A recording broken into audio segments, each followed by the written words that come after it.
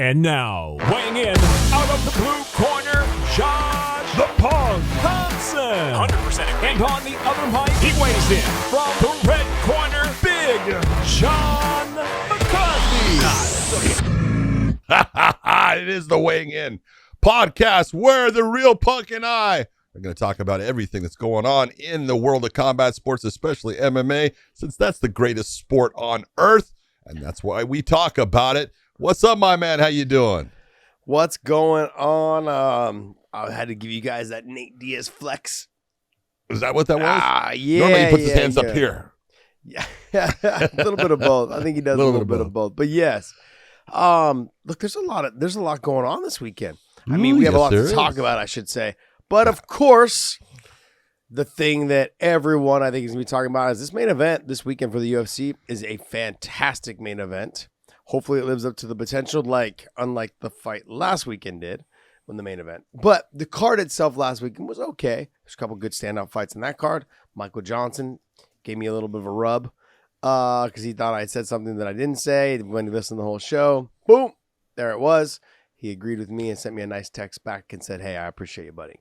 Now, this week, this fight is going to be... He had that all wrong, man. He had that screwed up. I was like, I saw the comment. I was like, did he listen to John?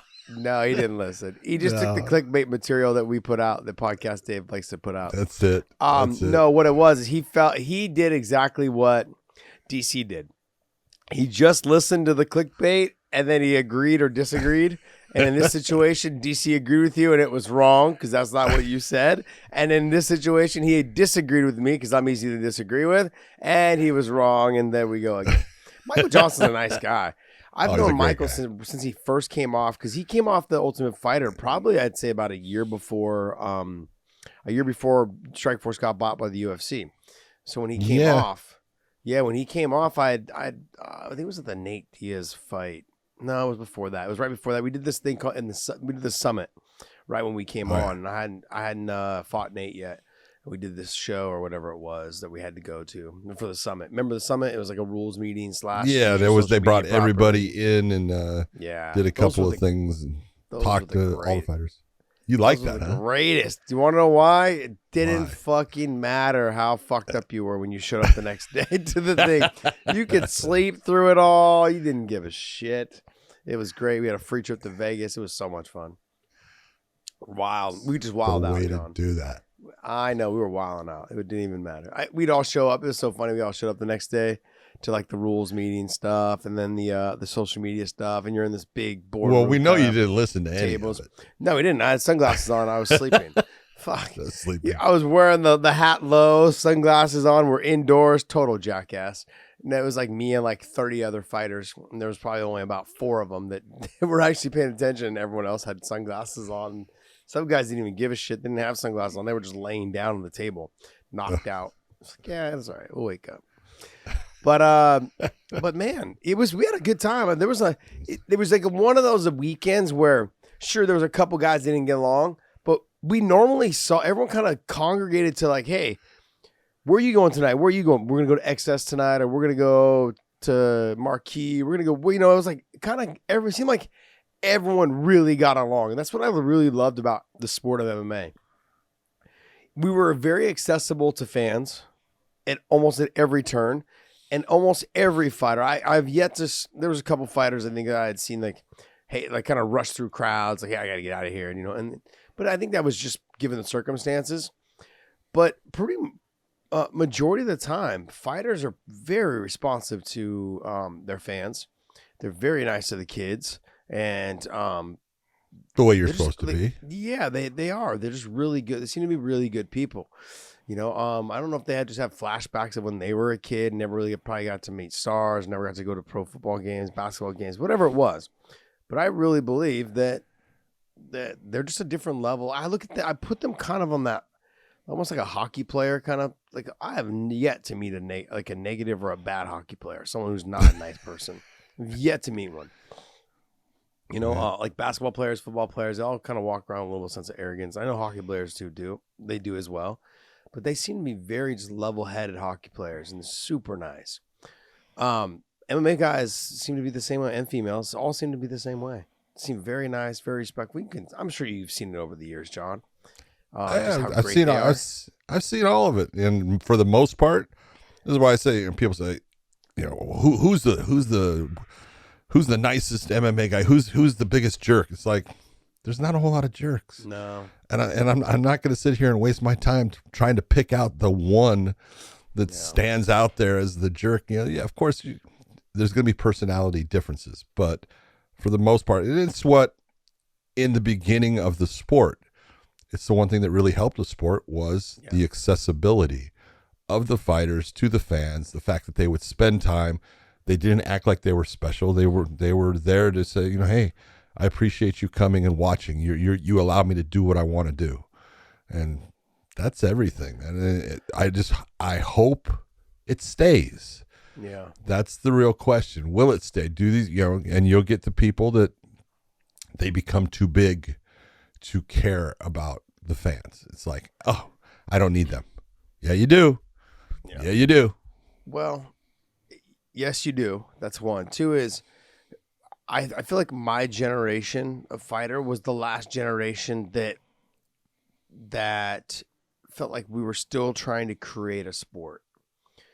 I don't like the sport hadn't really taken off until I would say like my generation was like that last generation that had something to still prove to the senators, to the commissions, to prove to the fans that this wasn't just normal people on a plane. When you're trying to describe your sport, you're trying to educate the people on the airplane. You guys should watch it. You guys should tune in. It's not as violent as you think. Having to sit there and break down. I listened to Bisping one time. I was flipping through YouTube, and one of his clips came in. I don't know who he was talking to. And he was talking about how the guy talked about how he preferred boxing over MMA. And Bisping laid it out to him like, hey, you know what? I've had fights where I've got out of fights basically unscathed. And I can say the same thing. I think some of my first fights, out of like 6 fights, I only got hit like probably 4 or 5 times because I got the takedown real fast, got the submission real fast. My first couple of fights, my fights didn't go longer than like 2-3 minutes. Yeah. So I'm not trying to brag. I'm just simply saying back then, there wasn't a lot of people that knew jiu-jitsu and had good, decent wrestling. And, it was a relatively new sport. And so not everyone was super well-rounded. So those things happened back then. As things grew, those things don't happen as much anymore. No, not quite. But I feel like my generation, the Frank Shamrock, they all had to be extremely nice to fans. They all had to basically walk around and educate people into the sport, get them to start to fall in love with it, and check us out. You felt like at every turn, I was explaining to people what it was. No, it's not human cockfighting, like Senator McCain said. No, people don't. We aren't dying left and right. People get really injured. They're dying. And I was like, who the fuck told you that? It's like, it felt like you always were trying to stick up for what you were doing and sticking up for your sport. Shit, even my own family was like, what the fuck are you doing? You're wasting your life. That's what they used to tell me. And then all of a sudden, I was fighting on pay-per-view in Las Vegas, and they're like, holy shit. Like, what? You're on TV? Like, I was like, and so then there's the difference. Wow. You made TV. You're somebody now. It's so funny, John, how that happens. It is so funny. And so that the generation, I think all the way up to us, it was like me, I think obviously it was me, Cowboy, I think Jim Miller, like guys that were still kind of around right now that I can give you guys to think of. This is the last generation. Jose Aldo's probably the oldest. No, he's not even in that. He's in.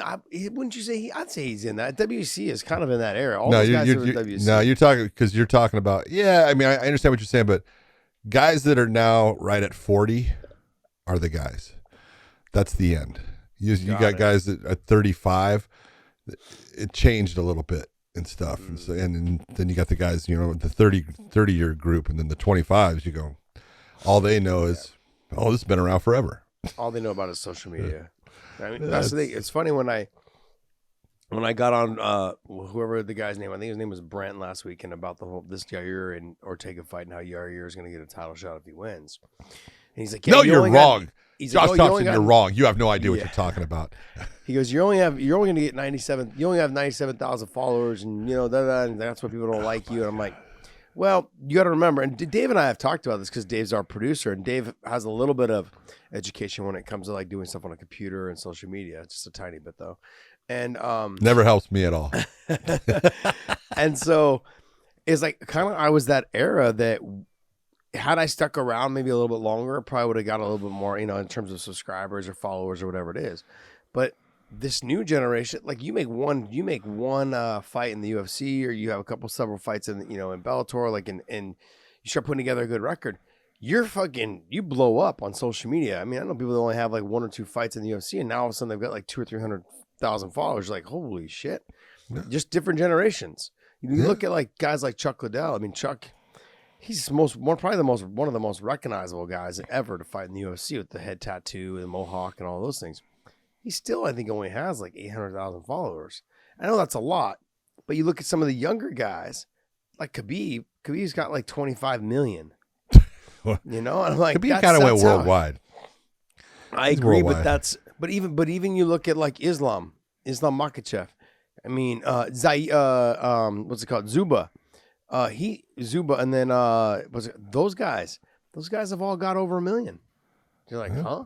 You know, and so you got guys like Chuck Liddell, former champion, multiple time champion, guy who actually helped build the UFC. Exactly, and you know, and I know he's got a lot. That's a lot, you know, in comparison to like someone like myself. But he, you know, you got these younger guys. They resonate with the crowd these days. And the first thing people do is they go online and they just click and they hit, you know, and they hit follow. So just different generations. It is what it is. All right. Well, hey, we've talked enough about social media and all this other stuff that we're too old for. Let's jump right into the main event. Hold on. Let's go right to it. Go ahead. I want to give one shout out to Robbie Lawler, Rory MacDonald. Their fight at UFC 189 took place approximately now 7 years ago. It was a couple days ago. That's a fight that I still can't believe the UFC hasn't put that in their Hall of Fame. It's like you're putting all these other ones. That's one of the greatest fights that ever happened in that cage. Yeah. And I just want to tell both of them, man, for 20-some minutes, you had me in awe because they just did stuff and put up with more damage than people realize. There was more going on in there, and both of them studs to the end. I'm not sure that it was healthy for either one. I don't think it was.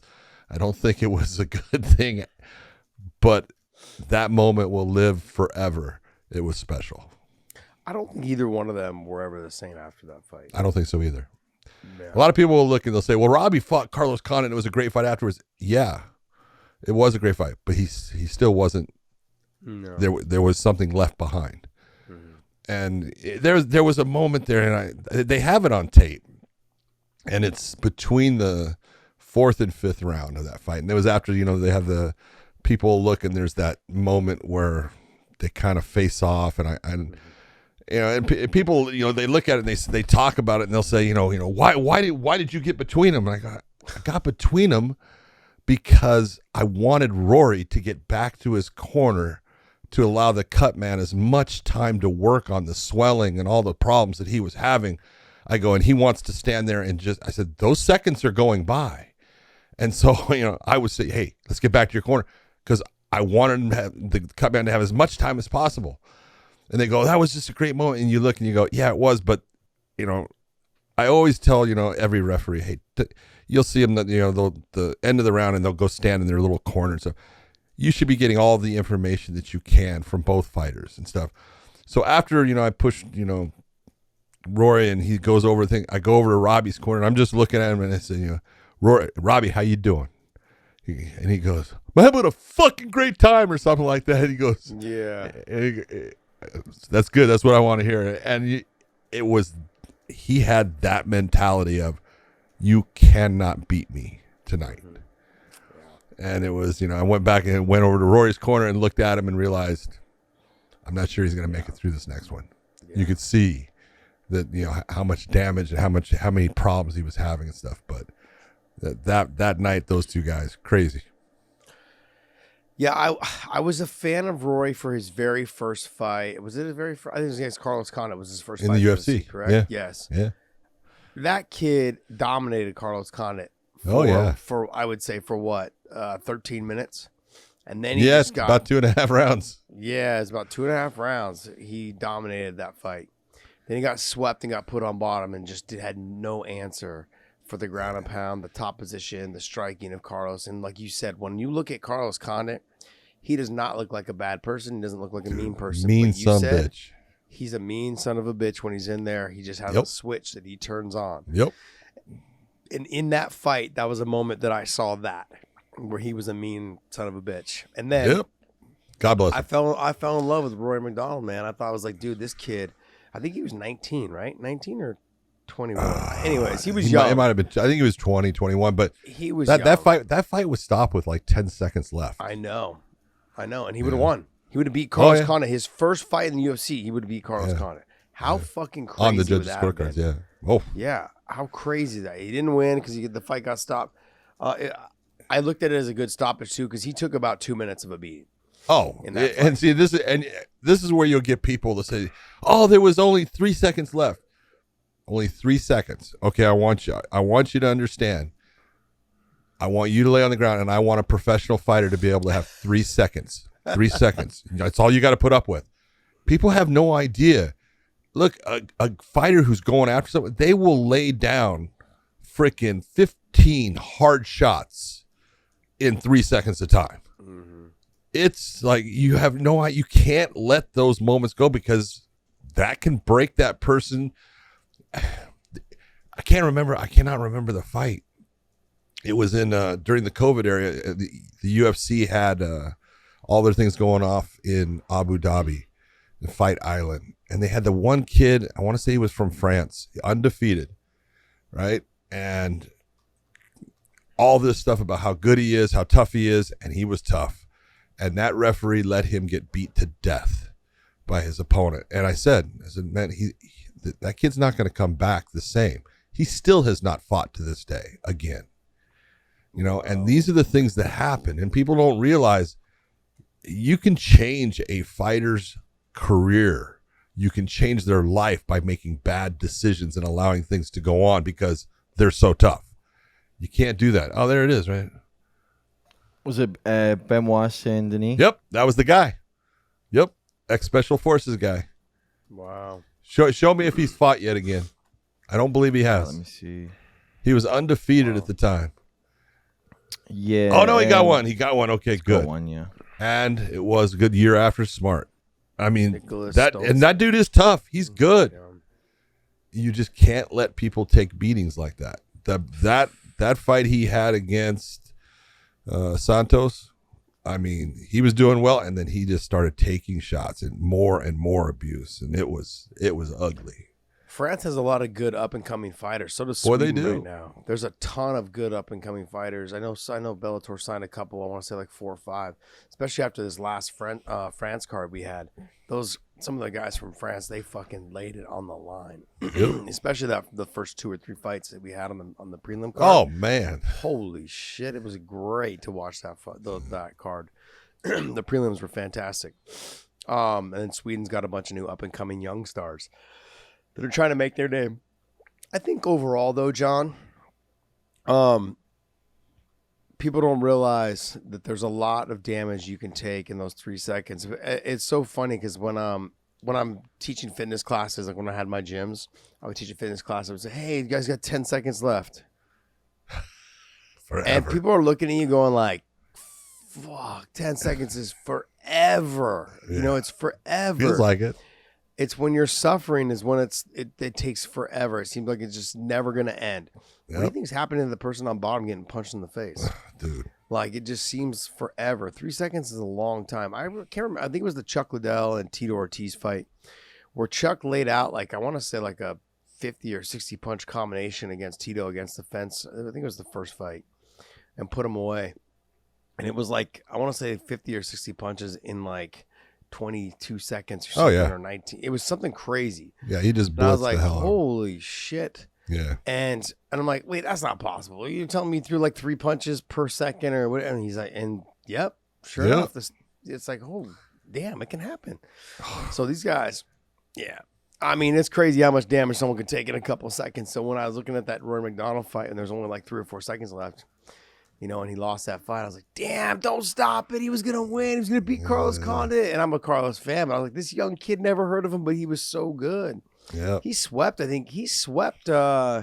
Carlos like 2 or 3 times from the bottom and got on top and was just able to control. I was like, holy shit, who is this kid? Where'd he come from? And then it all started making sense because he trained with, came out of TriStar with GSP. I don't even know I don't think he was at TriStar at that time. He was still with, I can't think of the camp that he was with. It was out of BC because he's from British Columbia. A little tiny gym, and he was, just a kid. He started his pro career at 16. Wow. He was 16 when he had his first pro fight. He has got a beautiful family. Yeah. I mean, his little ones and his wife, and it's like they are, when people say like Canadians are Postcard. nice. Yeah, it's very much a postcard. That's one. And then 2 is when people talk about Canadians being nice, I think about him, his wife, and like his kids. They are the nicest people. They are so damn nice. Rory has a little weirdness to him, because he's kind of quiet, very well spoken, but and everyone, the way he dresses a little bit, but he is such a nice guy. He is. He's so nice. So He's nice. a quality guy. Very much so. And his wife as well. And the little ones, you see the little ones. It's so funny. Anyways, all right, well, let's jump into this card because we got off track a little bit talking about the history of the sport. That was me being John and I can do that all day. That's what gets us, after the fights. Yeah, we start talking about the history of all this stuff. All right, look, we're going to jump into the UFC. This is a fight night. What's the name? What number is this? It's Vegas 59. Vegas 59. Actually, I think it's this UFC was on ABC. not. I would say this one isn't in Vegas. I think they're calling it UFC on ABC. Let me just confirm. But it's not in Vegas, is it? It's called UFC Long Island. Long Island. Thank you very much. Got it. Okay. Thanks for doing the research there, Dave. UFC in Vegas. You're welcome, Josh. You're welcome. That's what I'm here for, clearly. Can't rely on you. Yes. Clearly doing a wonderful job. UFC in Vegas. All right. Right on top of it. Good job, buddy. Okay, so Brian Ortega versus Yair Rodriguez. All right, this show is brought to you by MyBookie.ag. MyBookie.ag brings you some of the best gambling as well as just the best odds for you guys to make some money. If you guys listen to Big John and I, we can help you with that. Take a little bit of our advice. Don't take a little bit of our advice. But guess what? Brian Ortega versus Yair Rodriguez right now is a fantastic fight. And I cannot wait for you guys to listen to this show and take some of our advice. We will be willing to make you some money. This fight's going to be outstanding. John, I'm telling you right now, and I've said this already. Haters are going to say that I never said it, but I'm going to say it again. This fight will yield Yair Rodriguez a title shot. If he gets to win, that's a big if. But I'm telling you, first off, make some money off of our advice at mybookie.ag. Use that promo code weighing in with the QR code right there. Okay, click that QR code. Use our promo code weighing in at mybookie.ag, and good luck. This really comes down to, it's a tale of two. They've got different styles, a style of contrast of styles here. Yep. Yair is going to try to sprawl and brawl, keep this on the feet. Brian Ortega is phenomenal on the ground, definitely has the advantage on the ground, no doubt about it. But we have seen that Brian will not really shoot takedowns. In this fight, I think the calf kick's going to be available quite a bit, which is what Yair did to Max Holloway. How many of those calf kicks will Brian be able to take? Yeah, but Brian does not splay his legs wide. No, I agree. If you think about it, keeps his legs kind of very boxer style, tight as far as, shoulder width apart. He doesn't put a lot, out into that like a Max Holloway brings that front leg out pretty far. Yair's not going to have as easy a time. I'm not saying he can't do it, but he's not going to have this easy a time of landing that calf kick against Brian. But you're right. Brian just doesn't shoot for takedowns now.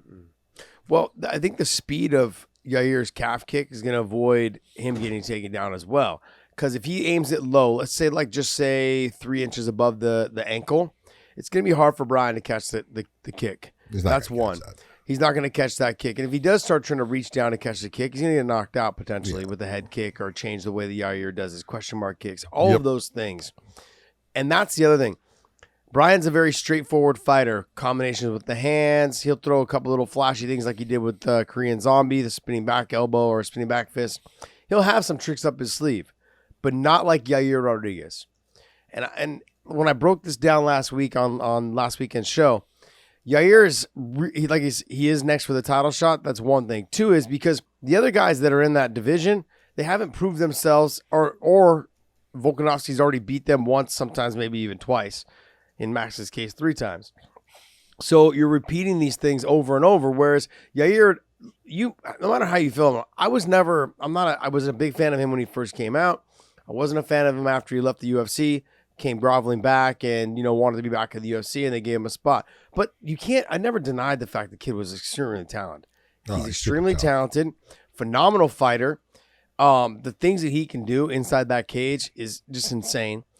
He's fun to watch. He's got all these, like when you watch the Korean Zombie fight, he was getting beat all over the place. He was losing that fight. I believe it was 50. He was losing the fight. Yeah, it was going to be 50-45 at the end of that fight. But then he hit that little back elbow thing, and it was beautiful. Just crumbled down Korean Zombie. And those are the type of things that you love to see from someone who understands they're never out of the fight, John. He doesn't ever seem like he quits. He's not a quitter. He's a fighter. He's got no quit in him. He's a stud. Look at when he lost to Frankie Edgar. He was getting dominated that whole fight. Never once did he try to give up. He was trying to put Frankie Edgar out the whole time. He just couldn't stop Frankie's takedowns. He's a different fighter since then. He's a different fighter since Korean Zombie. This is a tough task for him, though. I'm going to be honest. Look, just because I said, and I want to be right that he gets the title shot, but I also want to be honest. I don't know if he gets past Brian. T-City is really tough. He's got power in his hands. He will mix it up, I believe. I don't know if he's got the ability to take him down, but Yair throws enough kicks, and all it's going to take is for him to catch one and get this takedown. And if he does that and gets that takedown, I could see him just slicing through the guard, getting to the top position, and getting the finish if Yair makes a mistake on the ground. The ground is the big difference maker in this fight. In the stand-up, Yair is flashier. He's got more spinning attacks. He's got an entire repertoire of things that he can do, flashy, but they're fast and they're effective. And so I don't care how flashy they are. If it's effective, use it, and he can use them all. Brian is more of a kickboxing approach, almost heavier towards the boxing with his hands. He will throw kicks at times, and he will use some spinning attacks, but he uses them sparingly. But the ground is the difference maker here. But again, it's like what you said. I'm not sure Brian's going to even try to take him down. If Brian hurts him in the stand-up and he goes down, he'll definitely go to the ground. But it's not one of those where I see Brian working towards getting the takedown. He just doesn't do that. It's just not who he is. He believes in his stand-up. He believes that he can beat people on the feet, and if it hits the ground, then he definitely believes he can beat him. This is a toss-up fight. It's just a matter of who, in my opinion, in this fight, if you watch the Max Holloway fight with Yair, the one thing that Max did is he was able to push Yair back and make him move backwards more than he was comfortable with. That got him tired, and it slowed him down. Brian's got to move him backwards. If Yair is moving forward, I believe he's going to be winning the fight. If Brian is moving forward, I believe Brian's got a good shot at winning the fight. That's the way, in the way you're looking at game planning against Yair. A lot of his kicks, other than that low calf kick, start to slow down when he's going backwards.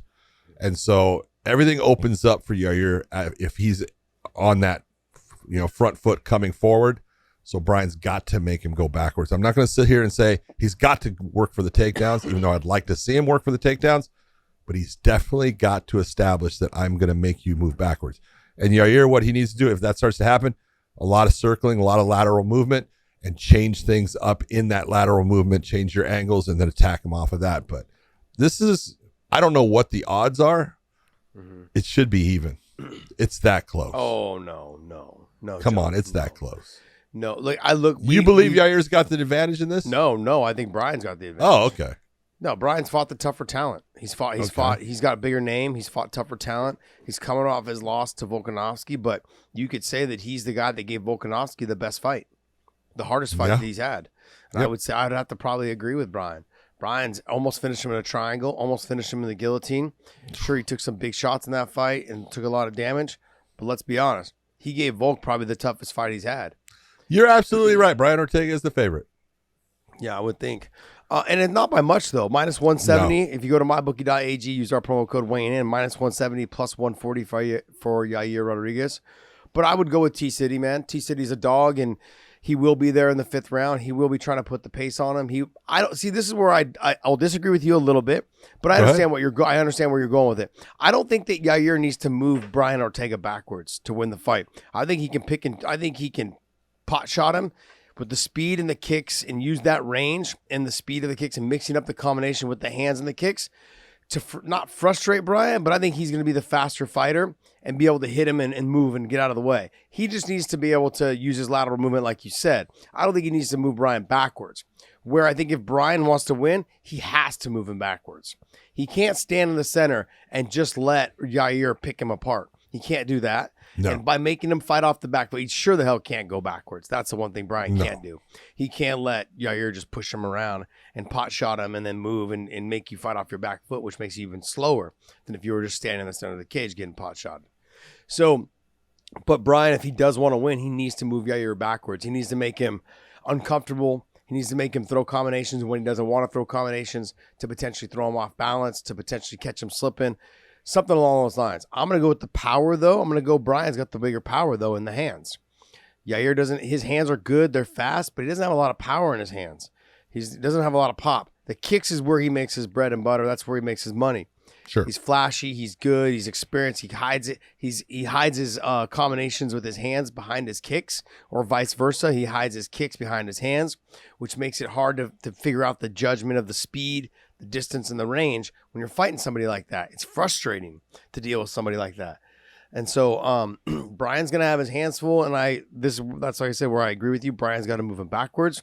Yair needs to make sure that he stands his ground, doesn't let his ability to be pushed backwards, doesn't let that happen. Yeah. But I'm excited for this fight. This is one of those fights, when they announced it, I was like, okay, this is a fight that I'm excited to see, because if you look at this, Dave, can you pull up the 145-pound rankings, please? It's a tough task for Yair to get the win. I'm not going to say he's going to get it. But if he doesn't get it, then that's when Josh Emmett slides up into that mix. Josh Emmett's got where you're at. A big time argument about who else. Yeah. Yeah, I mean, it would just be Josh. That's all I could say. Now, when I look at neither one of them have fought the barn burners. They've not, they haven't fought Brian. Yair's fighting Brian right now. But Josh hasn't fought a Max Holloway. He hasn't fought a Brian Ortega. There's fighters in there where you want to see them fight. Everyone keeps saying Arnold Allen. I'm like, Arnold's all the way down at number 5. He's tied for number 5. And he hasn't fought a Max Holloway. He hasn't fought a Brian. I look at Max and Brian as being like, I don't want to say gatekeepers, but they're the guys that you have to beat one of those guys to get to the champ. I'm sorry. Like, those two guys have been a mainstay at the top for 4 or 5 years now. And Max being longer than that. Yeah, especially but I'm saying Max. Brian, though, he's been there for 4 or 5 years. You got to get through one of those two guys to get to Volkanovski. I'm not going to let you get a title shot unless you get through one of these guys. And if you can't beat one of these guys, you're not getting one. And so if Yair beats Brian, he deserves the title shot. Whereas Josh, if he doesn't beat Brian, Josh is kind of skirting the path there, buddy. He's able to jump through both those guys and get a title shot, which is going to be crazy. I would like to see him fight one of those guys. He just beat Calvin Kattar. It wasn't the best performance. We all know that. It was a close fight. And I like Josh Emmett, but it's like you should have to fight one of those guys. Or I'd like to see him fight. If you want to talk about who would be potentially next, then have him fight somebody like an Arnold Allen then to see who. Okay, look, let Arnold get that jump in competition against someone like Josh Emmett, and let Josh Emmett prove that he can beat one of the most highly touted guys in the weight class in Arnold Allen. That should be the dictator, because I don't think Mac's going to fight for a while, and Brian's going to take some time off after this fight. So if that's the case, Volkanovski is going to have surgery. I think he just broke his thumb. Broke his thumb in the fight. Yeah. Yeah, so he'll be out for at least 8 to 10 weeks with no contact before he gets back in there. So you got some time, man. I mean, I don't think Volk's going to fight probably until the beginning of next year. I think he's out for the rest of the year. He'll take some time probably and rest up. I don't know. That dude, he likes to fight. Because I think he likes the money. Yeah, well, I think he likes it all. That's what. So, well, So that'll be fun. Overall, though, it's going to be a good fight. I'm excited for this great fight. fight. Who else is on this card there, Dave? Michelle Watterson against Amanda Lemos is the one that I'm looking forward to. I think that's a great matchup. I like Michelle Watterson. I like Michelle Watterson. She's so funny, man. The When karate hottie. She's she awesome. did a Manscaped, one of the first Manscaped videos that I saw. I was like, what is this Manscaped shit? But she did it with her husband.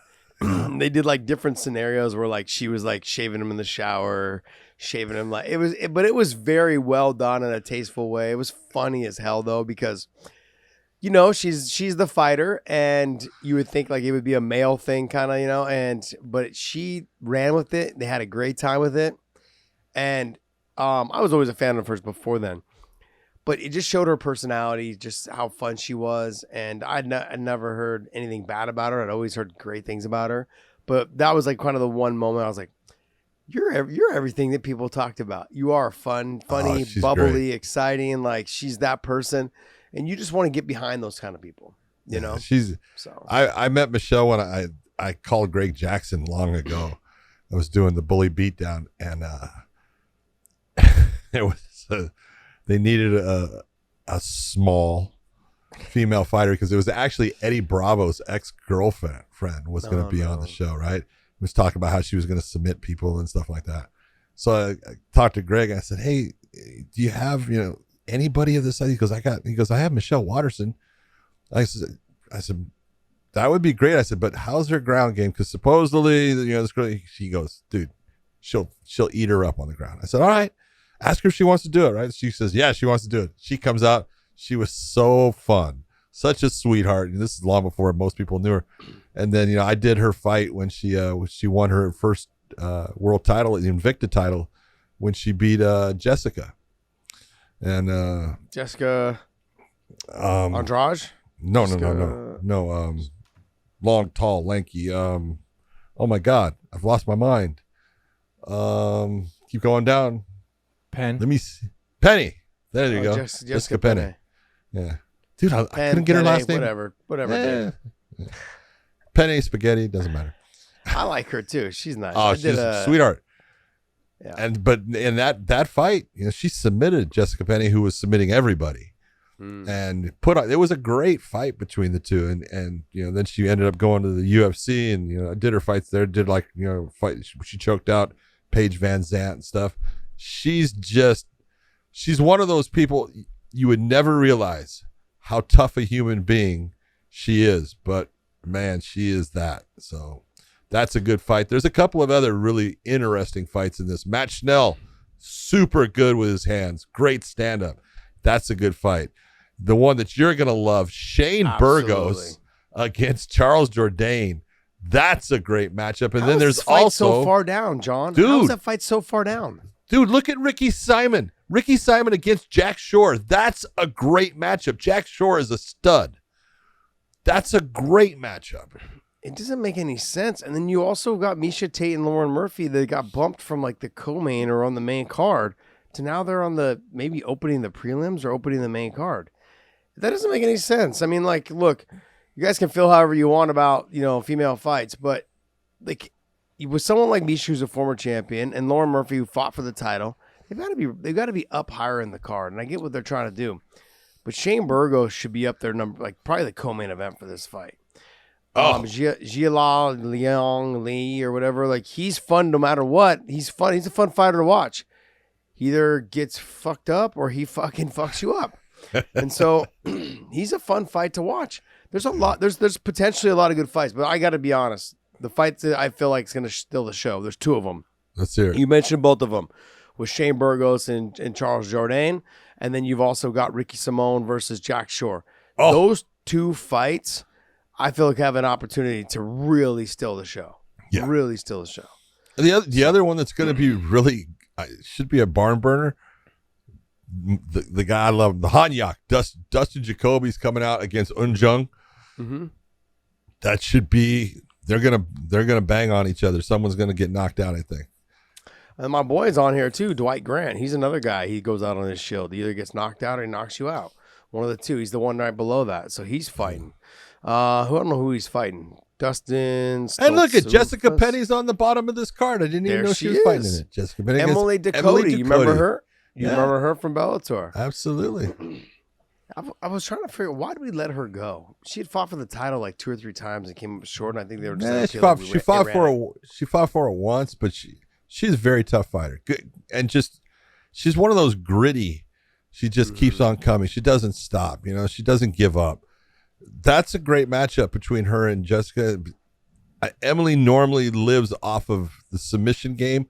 I don't think she's going to live off of it with Jessica Penne, but we'll see what happens in it. I've always been a big fan of Jessica. I did a women's self-defense class at the University of San Diego, and they got us matched up. Like, we had a sponsor, I think, that matched it up for us, got us a rep to do the seminar there.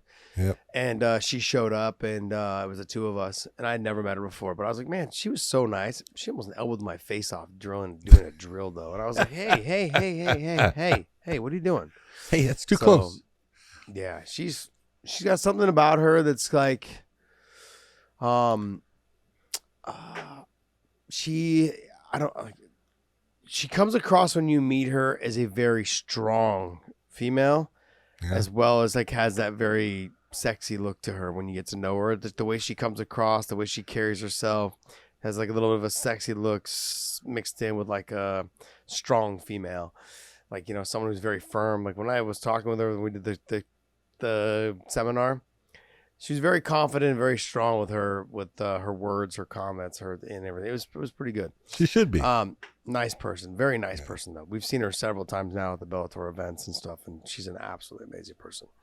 How do you see the Shane Burgos Charles Jourdain fight going down? Obviously, I believe it's going to end up on the feet for the most part. I think Jourdain would be smart in trying to, at times, look for takedowns against Burgos. Burgos is huge for that weight class. He is a large person for the featherweight, his frame and everything. And he's got power in his hands. And the guys who tend to beat him are guys that, are able to at least put up with his power for a while, and then they take him down. There's been fights where he's gotten knocked out, but I look at Jourdain, a lot of spinning attacks, a lot of fancy stuff. He's got power, but he doesn't have the power of Shane Burgos, so he's going to have to be putting a lot of volume on Shane Burgos in the stand-up to get a win against him. Yeah, Jourdain, I feel like is someone that he can be I give pushed Burgos backwards. the advantage. You give Burgos the advantage because he's got the power. He will try to walk him down. He will try to put his size on him. I think obviously the speeds, I think he's going to go to Jourdain. The combinations, mixing it up. He's going to have to mix it up. He's got to keep Burgos guessing. Yeah. He's got to throw the hands, finish with the kick, or throw the kick and then finish with the hands. And after he's done with this combination, he's got to be moving out of the way. You get out. Yep. Use the lateral movement. Yeah, use the lateral movement. Try to cut angles, cut corners, and try to piece them up on the angle as well as when he's getting out from underneath the body or any of those things. He's got to make sure he doesn't have to carry Shane Burgos' weight against the fence or from the bottom position. He can't afford to get taken down. Now, Jourdain's also got good takedowns. He's quick. He has I would say it's more of like a Savat style / like Sanchow style. He's good on the single leg dumps. He's good on like those kind of takedowns. Yeah. Catching kicks, takedown. He's good at single leg dumps. He's good at mixing up those type of takedowns. But he's got to make sure he's using the speed. He can't afford to stand directly in front of Burgos and take big shots and let him weigh on him and slow him down that way. Yeah, so if he does that, I would agree with you. He's got a good chance of winning the fight. If you recall, Burgos went and trained with Josh Emmett, so Emmett could get a good look at someone like a Calvin Kattar in the stand-up, who Burgos is very much like to a point.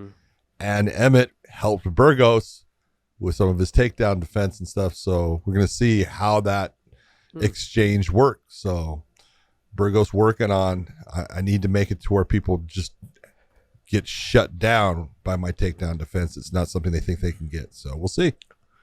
Now this is Miesha Tate is fighting Lauren Murphy. What do you think?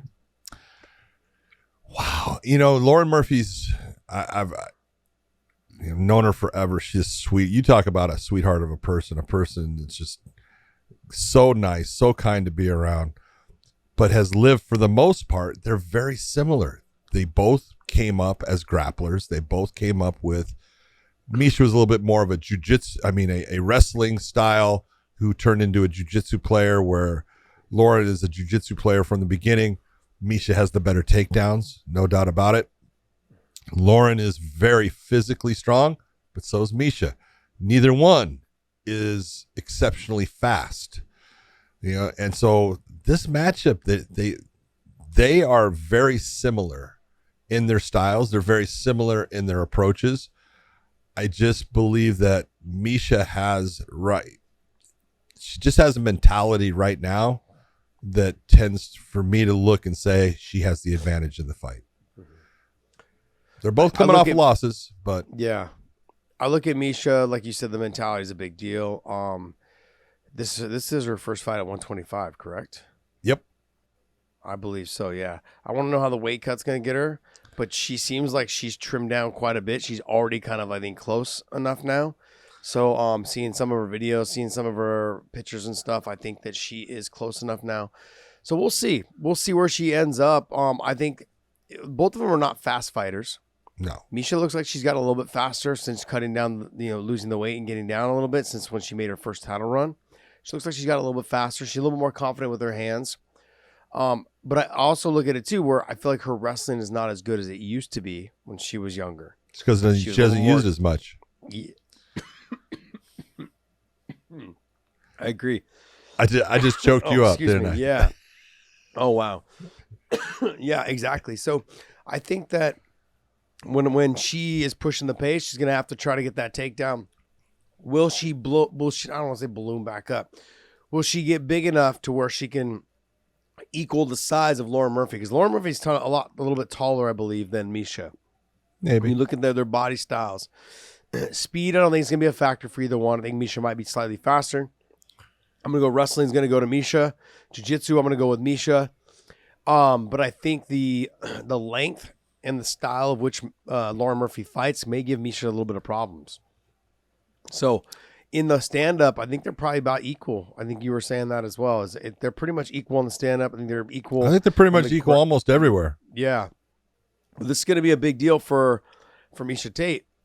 But it's not going to get any easier for her after if she wins this fight. Fighting Shevchenko is not something you really... I'm sorry. Especially coming off of Shevchenko's last fight. Usually when a champion has a fight that's a really tough fight like that, and she had her moments where a lot of people could sit there and say they didn't think she won. She got it. So I'm not going to sit here and complain about it. But she didn't have the performance that we normally expect out of her, the one that she expects out of herself. And normally they'll come back pretty strong in that. So, and I think that having Miesha Tate, if she does get it, by Lauren Murphy, and she does get that shot, that will kind of motivate Valentina, because she is an ex-champion and she has that, this is someone that I can get motivated by. That's what you're looking for as the champ. Yeah, especially if she goes back and watches the Holly Holm fight.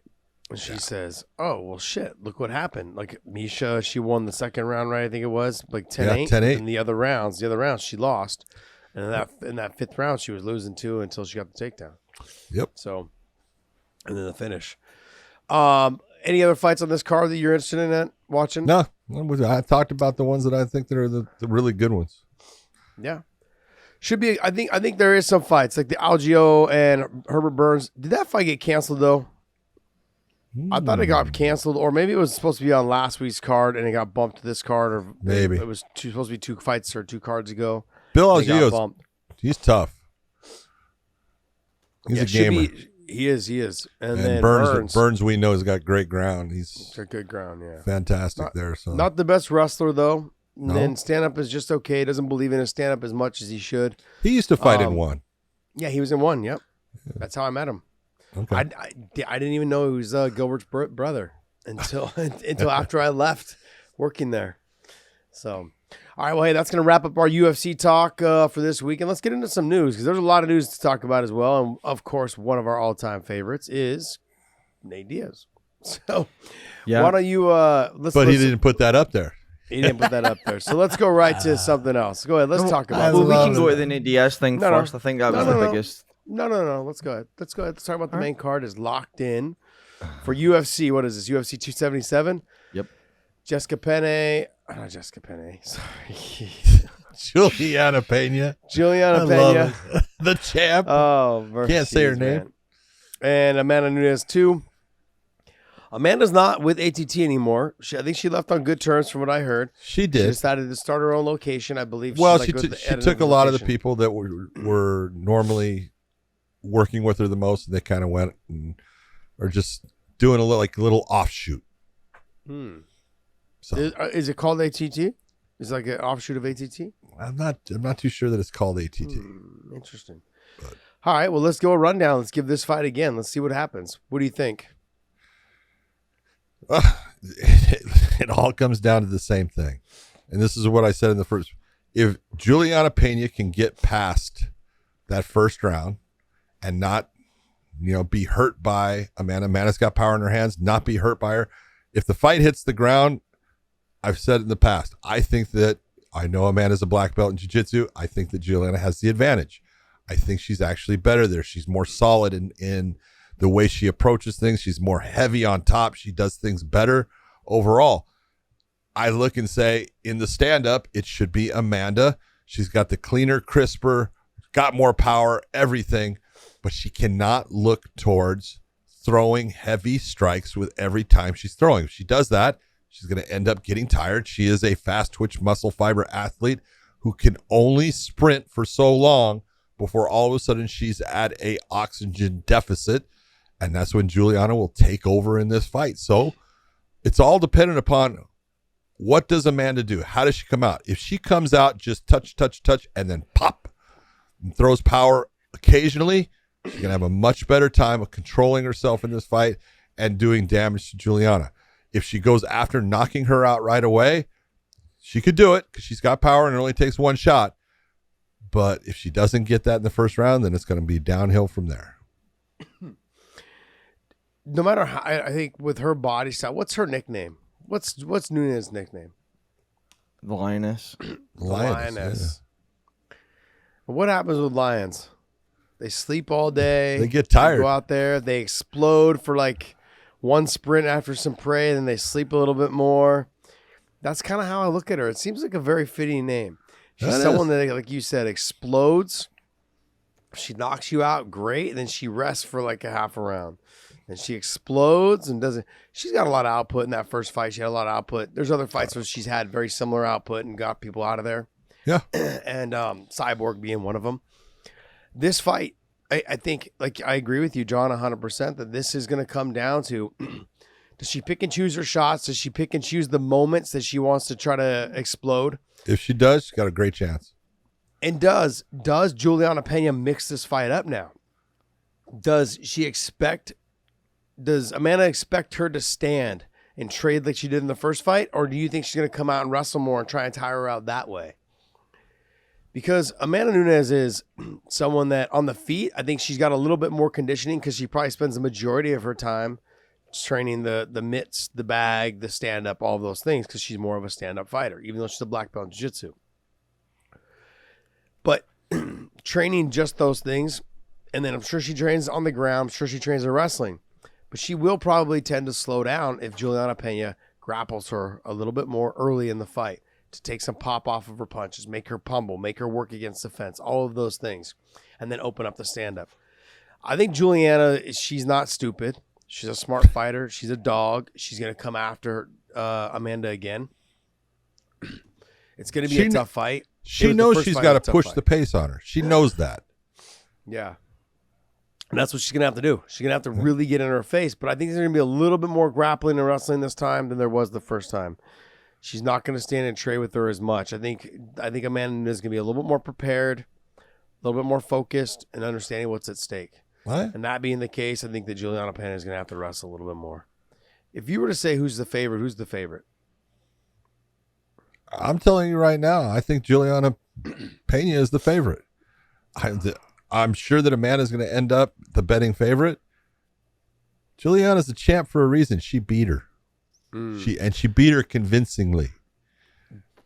Dave, does my bookie have these odds up yet? It might.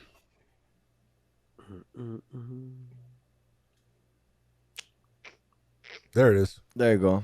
There we go. And Amanda Nunes as I minus said, 290. that's big. Minus Nunes. That's huge. Huge. Man, so Juliana Pena is a plus 230, and then Amanda Nunes is a minus 290.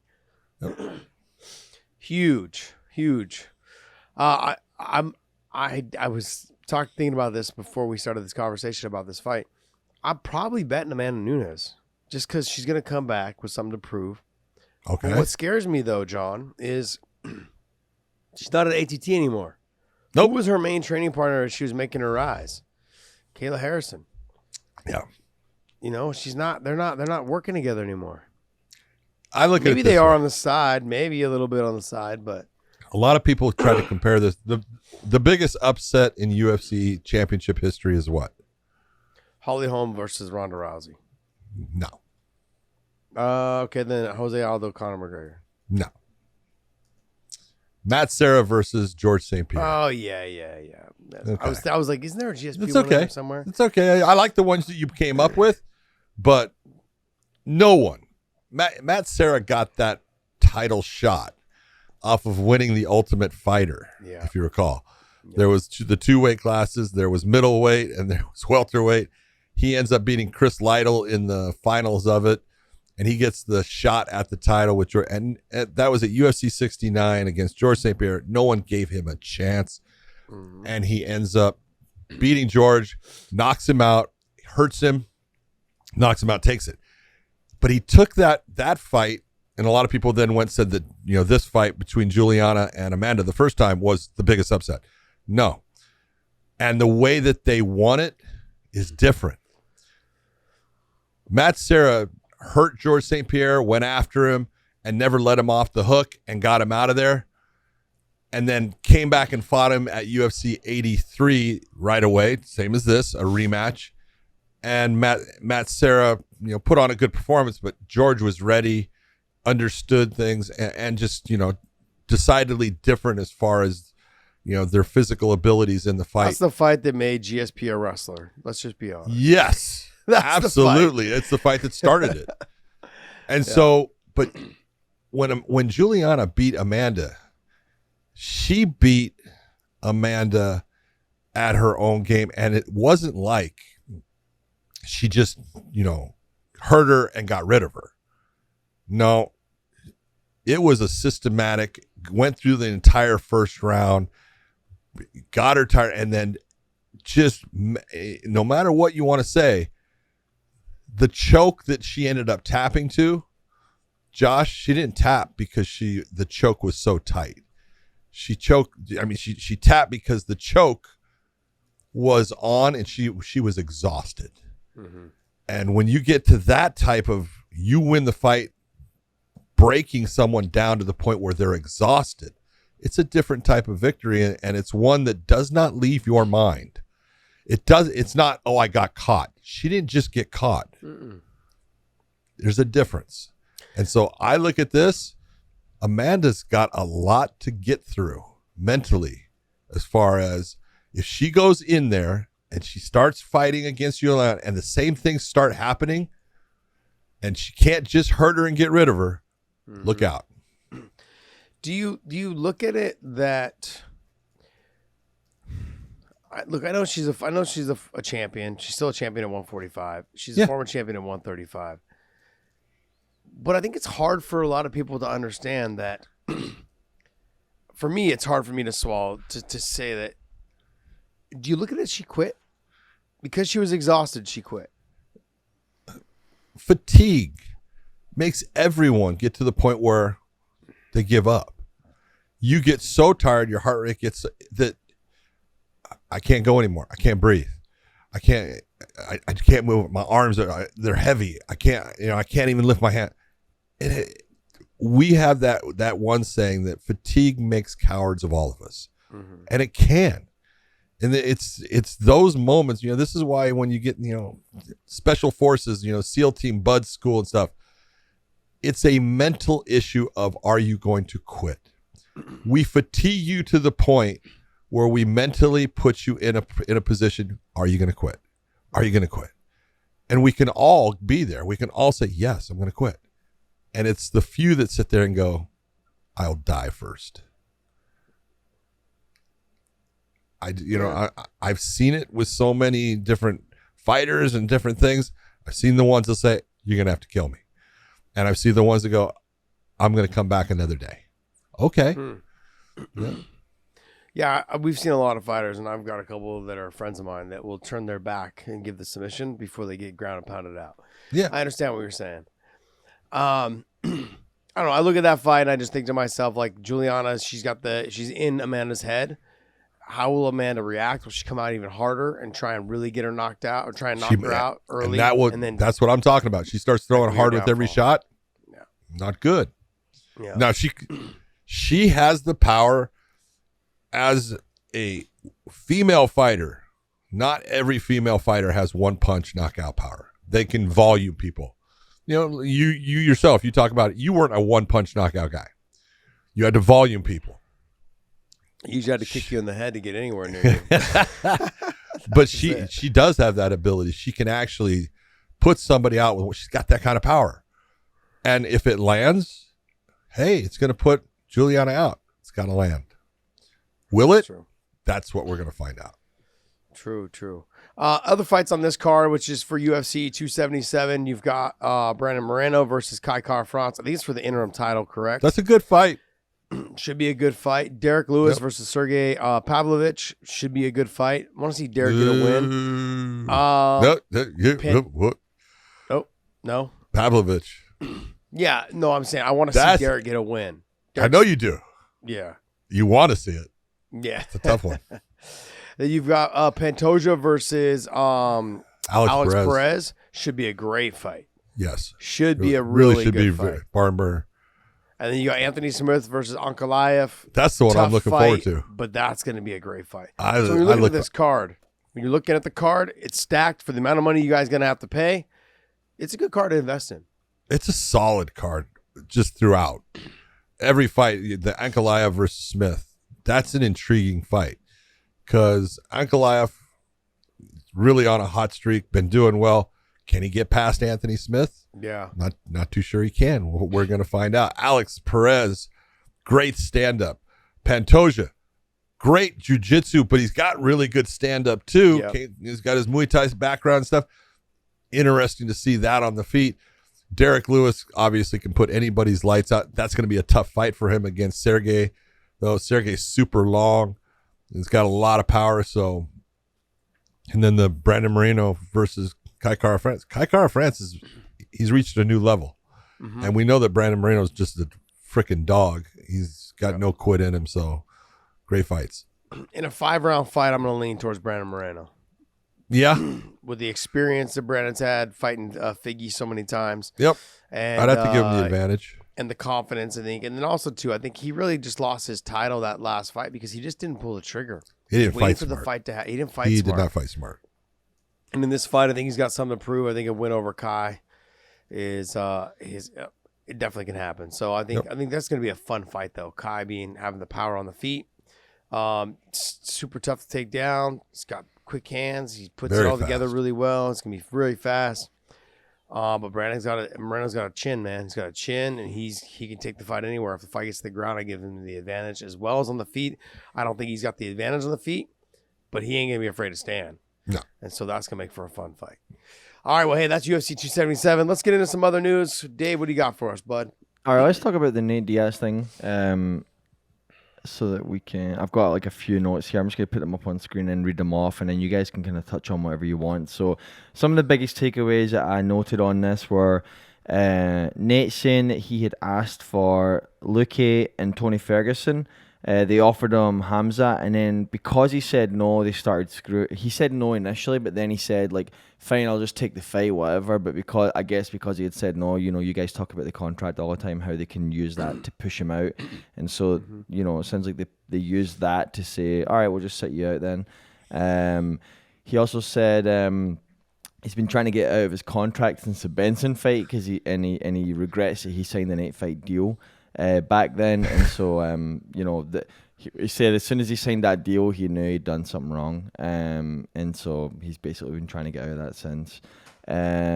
Says he's been paid more than anyone in the UFC, more than all the champs besides Conor, which I think was quite a big statement. He said he's thankful for the UFC platform that helped him build his own. But he's the one that put in the work because everybody has to basically do their part, which is to win fights and show off whatever it is to make your name. So he feels like he's now been devalued as a result of his decision to not re-sign a contract. And then he mentioned like guys getting title shots off of him because of his popularity, and basically everybody's fought has gotten a title shot off of him. And so he mentioned Josh, he mentioned Gray Maynard, Benson, list goes on. And he talked about Khabib's legacy. This one has probably made the most headlines. Khabib's legacy being worthless because he said Khabib never fought quality guys. He fought he mentioned Gaethje, as being one of the guys. He's like, but Gaethje's obviously one of these guys. It's he said it in a way that's like Gaethje's not a top level guy, and then besides that, there's nobody really that he fought that was top level. And then he talked about open scoring a little bit. By that point, he was kind of ready to get off the call, but Ariel was kind of pushing him to kind of agree with open scoring. And Ariel actually put it in a way that was like, in basketball, football, you see the score, you know what you need to do to be winning. It ain't basketball and it ain't football. But every other sport shows you where you are is the kind of point he made. And Nate kind of agreed with it, but was also trying to get off the call at that point. When you're up by 20, right? Those teams start just putting in their second tier basketball players or their football players. They don't care anymore when you're up by 20 or 30. So if you're up by 2 or 3 rounds and you only got 2 rounds to go, you're gonna stop caring. Or you only got 1 round to go. Yeah, you only got 1 round. You're gonna end up with a boring ass round. Anyways, it happens. Let's start from the top. Nate said he asked for Vicente Luque. Tony Ferguson offered Khamzat, said no originally, and then said, you know what, fuck it, I'll take it because I want to get out of this contract. By then they were like, nope, we already offered it to you. Let's move on to somebody else. Khamzat wasn't available because I heard he got injured during training, and that fight's no longer available. So this is common, you guys. This is very common to what he's doing. Nate, after saying no to Khamzat, that extended his contract probably for 4 to 6 months. Yep. But as soon as Nate comes back and says, hey, I'm ready to fight, then it doesn't extend his contract anymore. It shuts it down and says, hey, okay, I'm ready to fight. Now they haven't given him a name. So they knew they had a little bit more time based off of him turning that fight down. But as soon as he said yes or said, hey, I'm ready to fight, give me a name, it should have reactivated his contract right then. Now, I don't know if it still extended it 4 more months or 6 months or whatever it is in his contract. I don't know if it still does that. I believe it's only until he says he's ready to take a fight. When he says he's ready, they have about a 2-month window to get him lined up for a fight. Got it. Now, on the side of that, it says been trying to get out of this contract since the Benson fight when he signed an 8-fight deal. Regretfully, you talk about this all the time. Stop. Fighters, stop signing these long ass contracts. They're not good. They're not good for you at all. Bank on yourself. Believe in yourself. Josh, explain to people, it doesn't matter if you sign this 8-fight contract in the fact that you feel like secure. Oh, I have an 8-fight contract. They can let you go at any point. Yeah. Without any kind of repercussions. They don't owe you anything. They can let you go. So you're really not getting anything as far as security. They can always let you go. Yeah, no, they that absolutely, you're right, John. And that's any promotion. Yes. Any promotion. Yes. And so, especially if you lose, you can be gone. And then you win the next one, cool. They can still cut you off of a win because you've already lost several times or 1 or 2 times. Nate, this is what happened. I'm pretty much can say this. Look, been trying to get out of my contract since the Benson fight when he signed an 8-fight deal. That title fight probably only came about because, and don't get me wrong, he was on a winning streak. It only came about because he signed an 8-fight deal. That's right. They were very reluctant to give me a title shot because I only signed a 4-fight deal. And when the Pettis thing came about and Pettis beat Benson, then they were probably like, they probably had Pettis locked into an 8-fight contract or a 7-fight or 6-fight, whatever. It was probably longer than mine. He was a young champion at 26 years old, 26, 27. Me, they had just redone me before the Nate fight, and I only said, and they said, hey, we want to sign. They actually asked me for a 10-fight, and I said no. Then they came with 8. I said no. Then they said, okay, well, what will you sign? I said 4 fights for this, for this amount of money. I had banked on myself. I wanted to make sure that I restructured right around the time I got a title shot, and that was it. Then they offered me the title shot and Nate had just fought for the title. Then when I fought Nate, I beat Nate. And then after that fight, they had offered me the title shot because so many things had happened. The guy with the concussion who fought Gray Maynard, TJ Grant. He was supposed to get it, was out because of the concussion. They slid me in. Then Pettis had just Slid won. you out. They slid me out because Pettis had won, and they wanted to use Pettis as a marketing tool because he was young. I understood that. I knew people. You guys got to read between the lines. Don't be stupid. That's the problem with a lot of these fighters. They really believe that any promotion but the UFC is looking out for them. No, they're looking out for what's best in their interest. The UFC at the time, had Benson won against Pettis, they would have had me fight Benson for the title. There's no doubt about it. Since Benson lost and Pettis was very marketable, very flashy, submitted Benson Henderson after Benson just got his black belt. The way that he fought Benson the first time, jumping off the cage and dropping him and winning the WC title, that also, too, is a factor. He was young. He was marketable. He had a good look. He was on the Wheaties box? He's on the Wheaties box. He hadn't been on the Wheaties box yet. He got on the Wheaties box after that. Okay. But he had a great story. His story was he took the title to his dad's grave. The whole story was phenomenal for them to build around.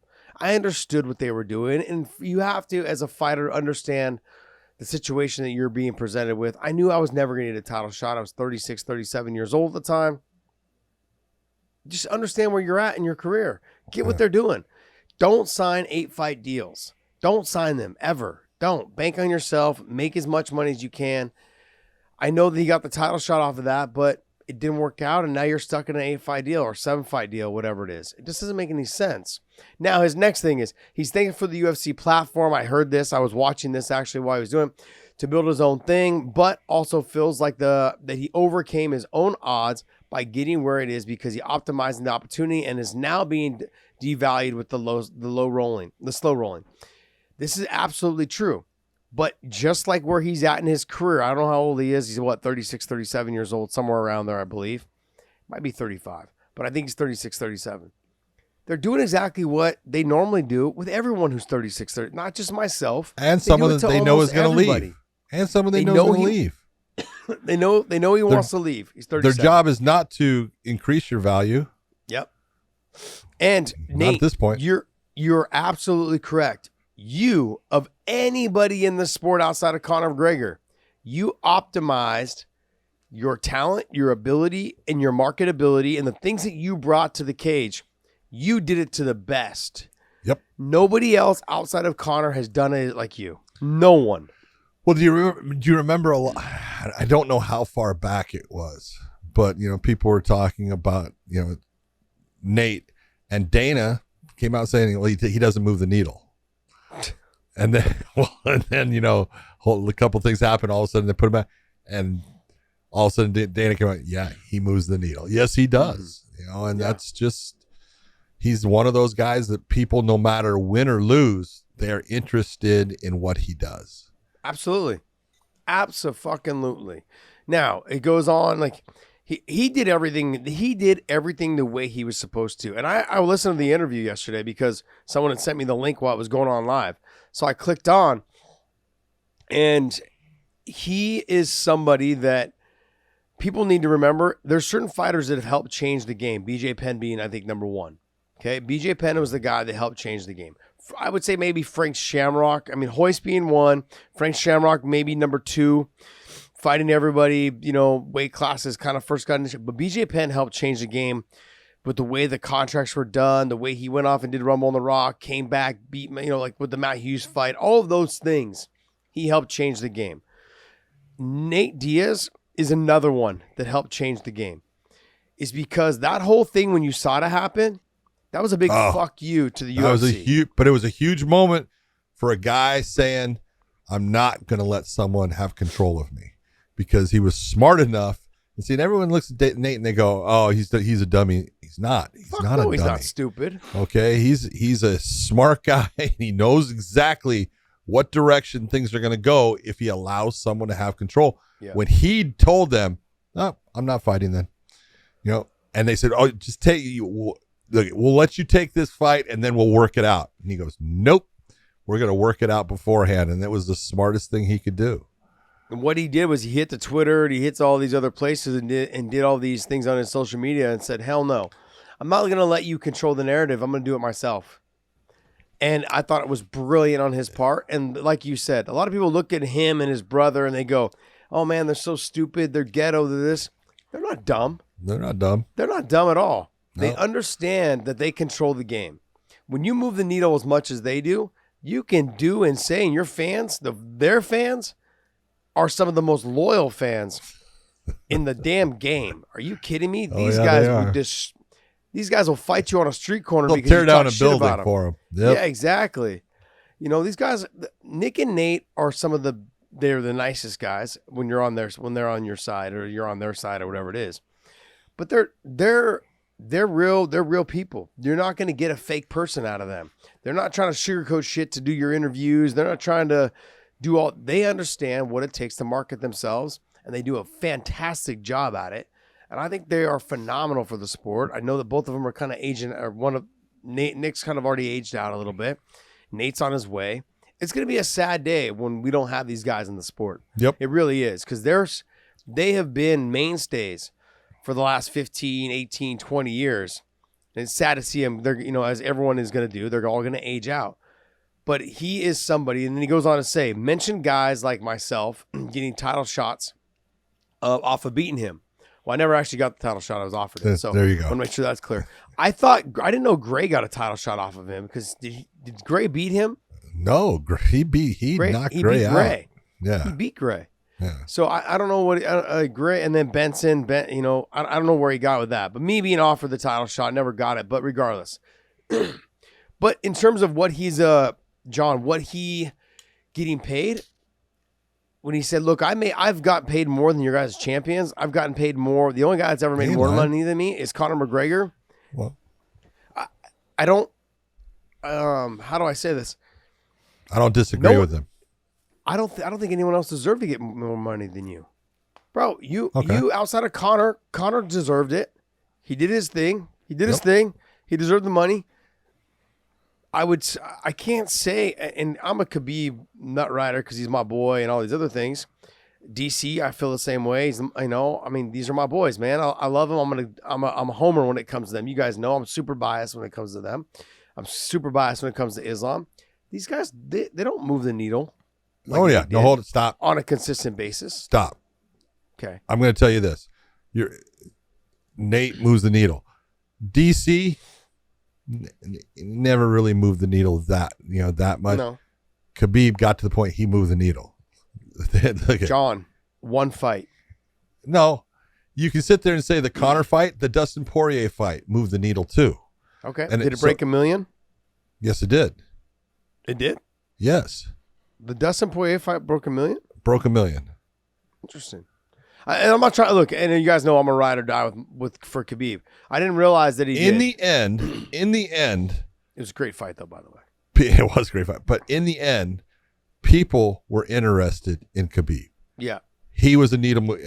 At the end of his last fight against Justin, I believe it fucking broke him. It broke 1 million too. Yeah, everyone thought that Justin's wrestling was be enough to stuff. But in the end, he was a needle mover. So he was a guy that he moves the needle. Yeah. And I'm going to say this about, him saying something about Khabib's legacy. I always look at guys, did they pick their fights? Tell me, who the fuck did Khabib ever fucking duck? John, that's the other thing with Islam. Right? Everyone's like, oh, he hasn't fought any top 10 guys. You want to know why? Those guys don't want to fight him. Exactly. That's my whole thing. You know, everybody out there, you know, when it comes to Khabib, he didn't duck anybody. And there's fights that were left on the table that I would have loved to have seen. He can't help that. Yeah. You know, he took the fight. The fight just never happened. You know, that's part of, you know, the sport and stuff. Yep. So to sit there and that's the only section of the interview that I heard was when he was, you know, talking about Khabib saying there's no reason to dog his legacy. Khabib is what he is. Fantastic fighter who fought everybody that they could put in front of him. It's not that he ever ducked anyone. And there's a lot of guys, you know, I know, look at they bob and weave in between things as long as they can to try to put themselves in the best position. They might eventually end up having to fight that guy, but they do things to where they get an advantage when they finally get that fight.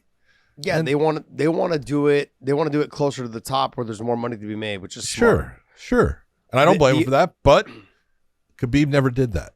Khabib took on everybody they put in front of him, said yes, yes, yes, yes. Well, you have to remember when he won the title, right? He went through 3 or 4 It opponents. was supposed that to be week. Tony Ferguson. Yep. Then it was supposed to be Max Holloway. Yep. Then it was finally Ali Quinta.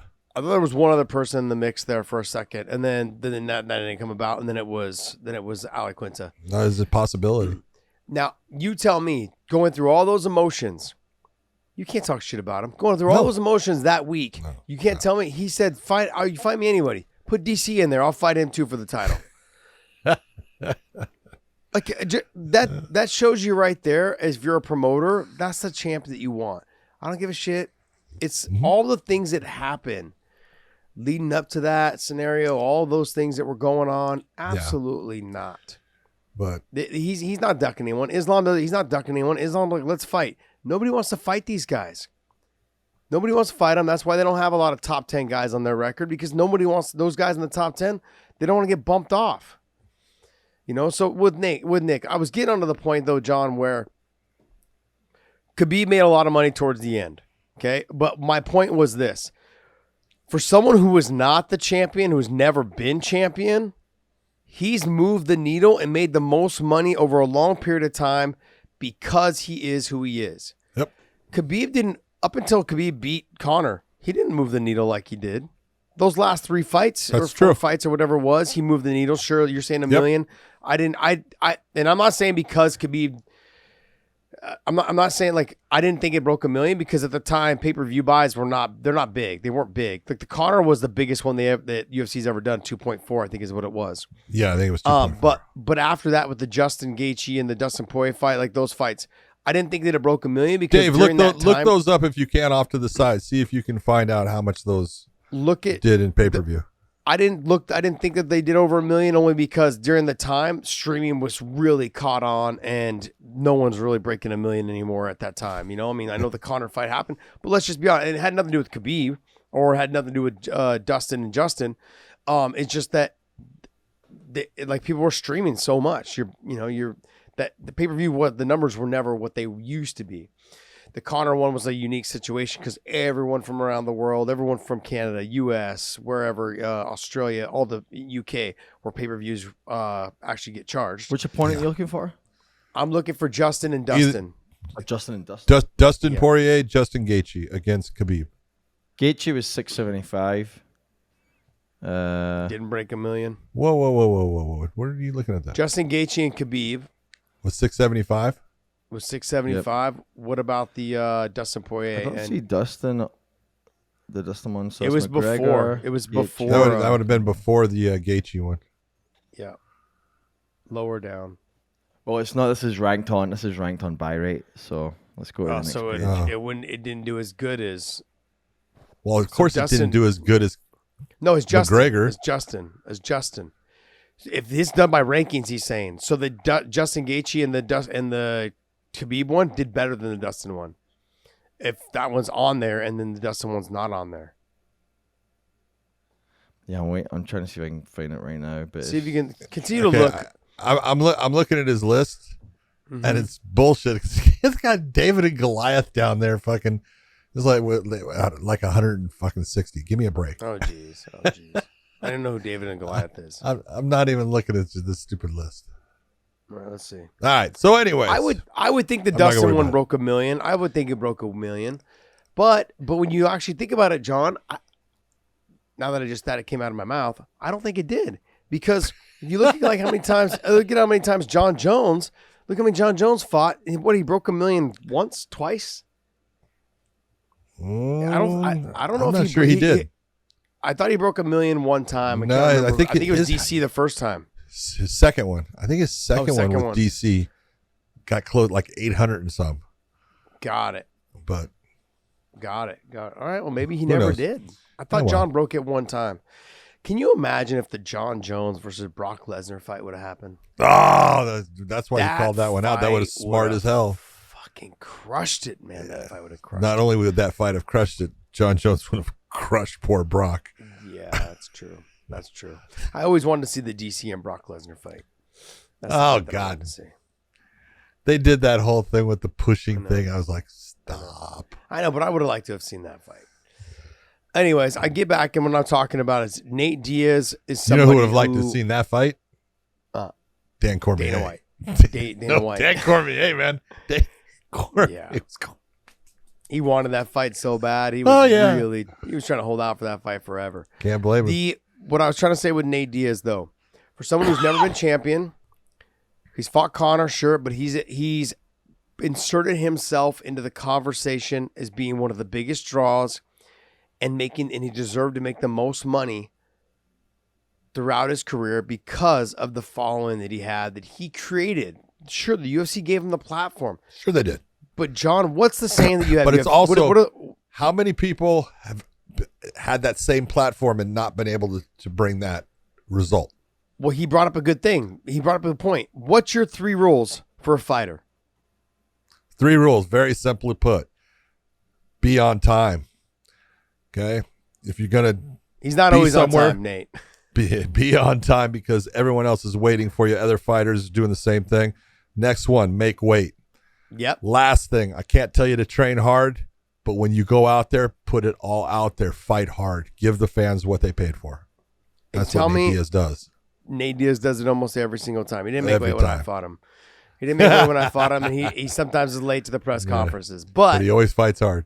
But he always fights hard. Yeah. Every single time he handles himself like a professional. He builds up the fight. He markets the fight. He does the things that he does to let his fans relate with him. The middle fingers, like his brother and him do. The middle fingers, talk shit while he's fighting, calls people bitches, slaps them in the cage, gives Stockton them the slaps Stockton him. slap. That's it. These are all things that his fans get behind, and he Yeah. understands how to move the needle. And I can't say it enough. I'm a huge fan of Nate Diaz. I'm a huge fan of Nick Diaz because Nick and I came up more on the same path. You know, the old generation, Nate being the younger kid, you know, came up, but he did a fantastic job of marketing himself. The UFC gave him the platform. He optimized it the best he possibly could. And you can't do anything but tip your hat to him. And he deserved, over all these years, to be paid the most, more than the champions, more than all the other guys. Sure, the champions should have got paid more, but not all of them have learned to market themselves like Nick and Nate Diaz. Yeah. That's why they didn't make more. That's it. That's just me. That's the way I feel about them. I think that I'm just gonna be sad to see both of them go when they age out of this sport. I agree. Good stuff. Next up, let's go. All right, we're gonna wrap up on this one. So that, since we ran long there, so Kamaru Usman is saying that with a win over Leon Edwards, he's going to go up to light heavyweight. What do you guys think? John putting his hands over his face like, no. Dude, look, here's the thing. I was actually against it, right? So I'm gonna go a little bit the opposite way of what John's saying. Good, you I was go. I was a little bit against it, but then I saw the face-off with Jan Blachowicz and him. Holy shit! Holy shit! Kamaru's only like maybe an inch shorter than him, and he looked just as thick and wide as him. Now that doesn't mean he's gonna win, but I was thinking to myself, People kept telling me that Kamaru doesn't cut a lot of weight. Shut the freak up, man. He looked enormous. He First looked off, so big. Just so you know, Kamaru won't be fighting Jan Blachowicz. He's not the champion. That's true as well. Oh. Well, he might be. He might be here soon. No. You never know.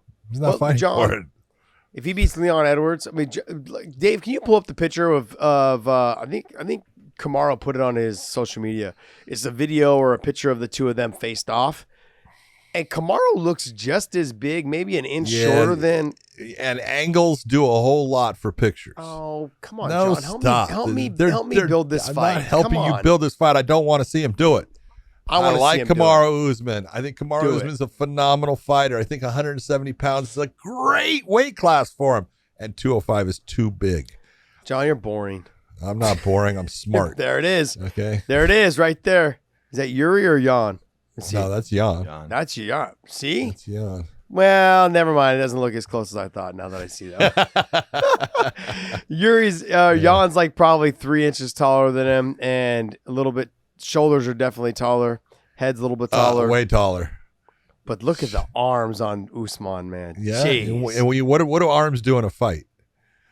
Yeah, but look, okay, who has the better wrestling? Kamaru Usman. Okay. That's all I needed to say. Who's I can't go anywhere else with it. Who's got the better wrestling? Who is used to fighting carrying 220 pounds? Yeah. John, I don't know, man. Kamaru Usman look, he's got a great gas tank. I never question his cardio. And even though I did early in his career. I don't talk But about he wrestles. anything. The reason why I question it because he wrestles so much, and we all know you can't wrestle that much and look fantastic in round 5. Yeah, the only time that I've seen him lately where I say he looks a little tired, his second fight against Colby, he started to look a little tired. Okay, but that can happen. The guy's got a great gas tank. He's got great wrestling. His stand-up has gotten really good. It's not good enough to beat Canelo. Jesus Christ, people. You know, you have no fucking concept he will get lit the fuck up in a boxing match. But he's a phenomenal MMA fighter, and at 170, dude, he's the king. Stay the king. Don't go up that far. Josh, we're talking about 35 pounds of weight class. 35. Crazy. Don't do it. We know it doesn't make sense, right? Which I know is because Which might they're make both people all excited about it. So, okay. You know, the thing is, though, is what? You know who'd be excited? Colby Covington. Kamaru Usman is leaving that weight class. Oh, man. Well, he ain't leaving yet. And who knows? Colby may not get past Kamzat. You know, if they ever fight. You look, Kamaru might not get past Leon. You know, the fight I want to see is I want to see Gilbert Burns and Colby Covington.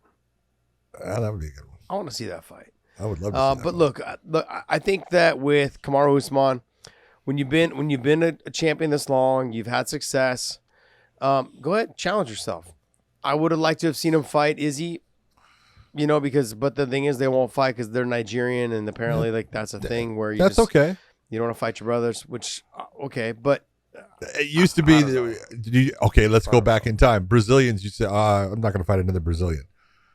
They tend to do that now all the time. yeah.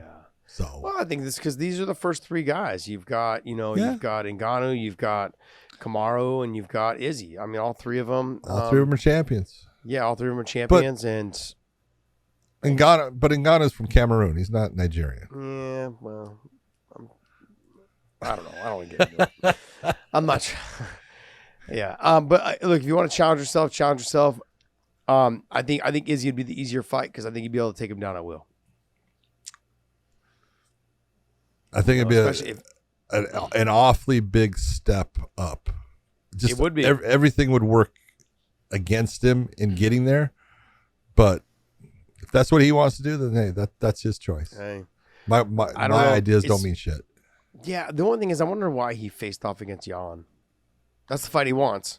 Well, But he's not the there. champion. Probably Yeah, just but in the he's not same the room. champion, so why? Yeah. You know? I mean, I also think he's got a fantastic chance of beating Yuri. Takes Yuri down. Yuri Sorry. Yuri doesn't have much takedown defense. Sorry. John, okay, I'm going to touch on this one last thing. You go ahead. Yuri actually just recently put out a video calling for the rematch against Glover. Yeah. What do you think on that? Do You think know why? UFC obliges? Okay, let's just. I think they should. Everybody that talks about that fight, were you not entertained? I loved it. It was fucking phenomenal. It was a Now, great fight. both for guys 205 said, pounds. "Oh, I screwed up. I didn't fight smart. I didn't fight well. It was And the they're worst both fight of my correct. career." Okay, but that's again, see, and this is where people look and you go. Sometimes when guys are making a lot of mistakes, it's a great fight. Everyone goes to Forrest Griffin versus Stephan Bonner. What a great fight. Yeah, because they both made a lot of mistakes. But that's what made it a great fight, because they worked their way through them. Mm-hmm. And that's what you had with Yuri against Glover. It was a great fight. When you have that kind of fight, goes all the way into the 5th round, Glover is winning the fight, and Yuri pulls out the goddamn fucking submission for the win. Yeah, I'd like to see that fight again. Yeah. I would rather see that fight than I would Yuri against Jan, or Yuri against Ankalaev, or Yuri against Anthony Smith. I would rather see that fight again because it was great. I'd rather see Kamaru Usman versus Yuri than Glover. I'm being a total smartass right now. You are. But Kamaru Usman, I think, trolling like now. he's been a champion. He's been a mainstay. He's had some great performances. Yeah. I had Ali reach out to me and say, "Hey, what's up with your boy? What do you mean? He thought Islam was gonna lose, and then now he doesn't think that Kamaru Usman is the pound for pound king." Ali, I got a lot of love for you, brother. I think Kamaru is he's a great, fantastic fighter. But I look at the guys that Kamaru's beat: Colby Covington, George. Who else? Who else Gilbert. did he beat? In Gilbert. Gilbert. I look at all those guys. They're fantastic fighters. But Max Holloway was someone who was just dominant for so long, and Volkanovski has beat him 3 times. The other fights, he beat Brian Ortega, who's been in the mainstay for 4 years. I look at Brian Ortega as if like it's a Colby Covington situation. But then Kamaru hasn't beaten another guy like Max Holloway. He hasn't beaten another guy like that. Gilbert's been a stud. I think he's I'm a huge fan of Gilbert Burns, but he hasn't been a mainstay at that division like a Brian Ortega or a Max Holloway has. And then you look at Masvidal. Masvidal is a fantastic fighter, okay, but he is not in that level of the Brian Ortega and the Max Holloway.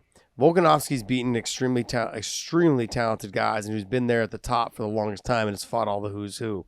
Whereas the other guys that Kamaru has, I'm gonna go with Volk slightly, but I also, John, when I say that, I ain't mad that Kamaru's there.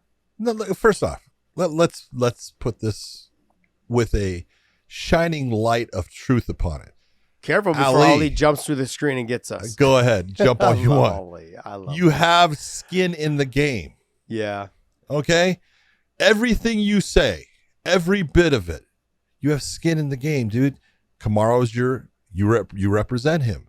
Khabib, you represent him. All these guys that you represent, that you say something. Kayla Harrison, you represent her. You've got skin in the game. So when you say something, you're saying it for a reason. It's like There's more Josh money Thompson involved. It's like Josh Thompson with Khabib and Luke and DC and, and everybody A else. little homer. I got a little skin in the game. I have zero skin in the game in saying who I believe is the best pound for pound. Zero. It doesn't do me any good. It doesn't. I just look and say, I'm being honest. The guy who right now is fighting the very best of everybody out there is a guy named Volkanovski. He really is. You got to give it to him. All right, well, hey, we're going to wrap up on that. Let's go to weighinginpodcast.com. There's no promo code for this. This is our site for our merch, and you guys pick up some of our merch. We've got it all available to you. We've got a new 5-round main event shirt that is out for our new short show that is on our shorts channel. You guys hit the link down below, which is in the descriptions. That will take you to our short clip channel, and there's a special show that we do there called 5-round main event. It's a fun little show that we do. It's a short That's why we call it a short show. It's only about Very 15 good. minutes long at the Nice. max. We also got the hashtag and still available. We've got the hindsight 50/50, which is Joshism, which we've got a lot more of those potentially coming here shortly. We've got plenty to make out of them. Our OG logo and our new logo, our Beast Mode shirt, which is one of my favorite shirts. I love the design done by John Wayshank. He's an artist on Instagram. He's a friend of mine, trained at my gyms and my locations for a while. Absolute fantastic artist. He's done some work for Marvel and stuff, so check out that shirt. And look, guys, we want to thank you for continuing to support us. Go to mybookie.ag, use our promo code weighing in, and John, take us away. Thank you to everyone for listening to the show. We hope you enjoyed. Have a great week and enjoy the fights on the weekend, and we will see you.